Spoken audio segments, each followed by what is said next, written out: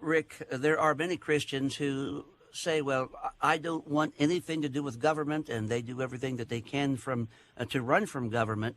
But why is it significant that Christians get involved in government these days, and particularly do what you're doing, run for office, even high offices in the land? I think many Christians make the mistake of thinking if they just ignore government, it'll go away. But let me tell you, being in state government, I can see it all the time. You and your churches are all involved with government every day, whether you have to get a permit to fix the bathroom in the church, or whether you've got to get a background check for the people that work there. There's all kinds of things that the government is affecting your lives and your church's lives.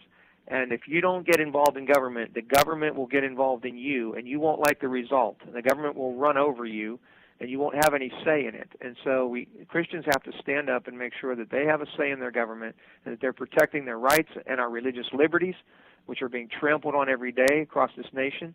And if we don't speak out, those liberties will be taken away. You can see it day after day, case after case. Just a bit of a follow-up, Rick, on what Gary was asking you. Not just the people that ignore government.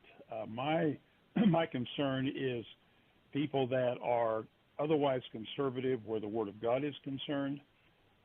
They believe in the gospel, they preach Christ as pastors, but they kind of have the idea that Christians need to kind of keep a little bit of a distance from government. Sometimes I hear it said they're afraid of making politics into a religion.